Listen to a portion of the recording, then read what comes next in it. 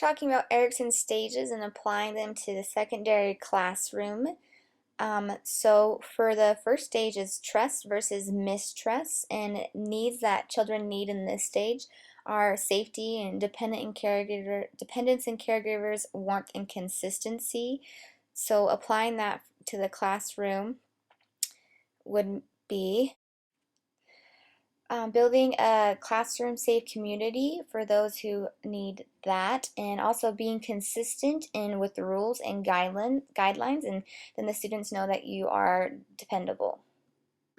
The next stage is autonomy versus shame and doubt.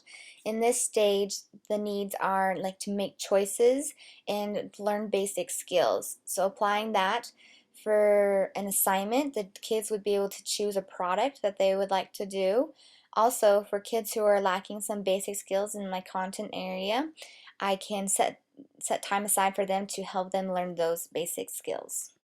The next stage is initiative versus guilt. In this stage, children need to have leadership tasks and have control and power. So for applying that, you could have group projects where there are different roles, so kids are able to take on the leadership role. And also they can set goals for themselves, set learning goals that they can accomplish and with your help.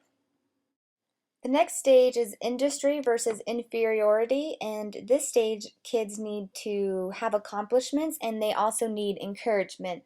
So for applying that in a secondary classroom, you can provide scaffolding projects for students to accomplish and they feel like they are accomplishing those, and also you need to give praise for improvement and effort.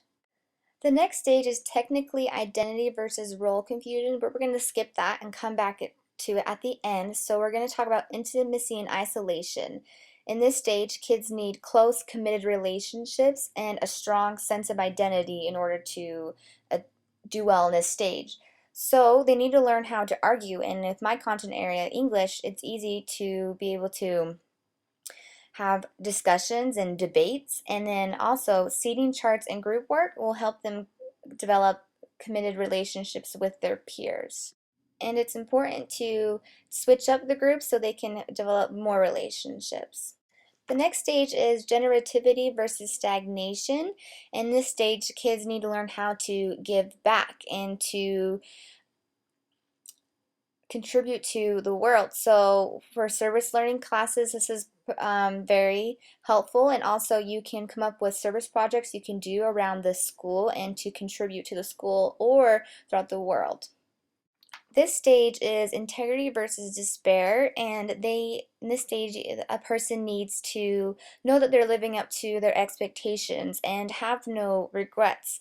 So for kids applying this in the classroom, they can allow them to have second chances or to revise their work or work with them so that they can know that they are doing well. Coming back to identity versus role confusion, in this stage, kids really need to learn how to explore different identities so that they can know which one that they want to take on in their lives. And through English in the secondary classroom, you can do that through books and through writing, especially writing because you can express a lot of emotion through writing. So with James Marcia developed Erikson's stages a little bit more, and he talks about identity diffusion. In this stage, kids don't know and they don't care, and so affecting motivation is because they don't know and they don't have desire to care, then it's going to be really hard to get them to want to learn more. The next one is identity foreclosure, and in this stage the kids already know but they don't care to, so they may know things about it but they don't care to learn more or to develop those ideas, and with that would also be hard with motivating your kids in the classroom. The next one is moratorium. I can't say that, but it's okay.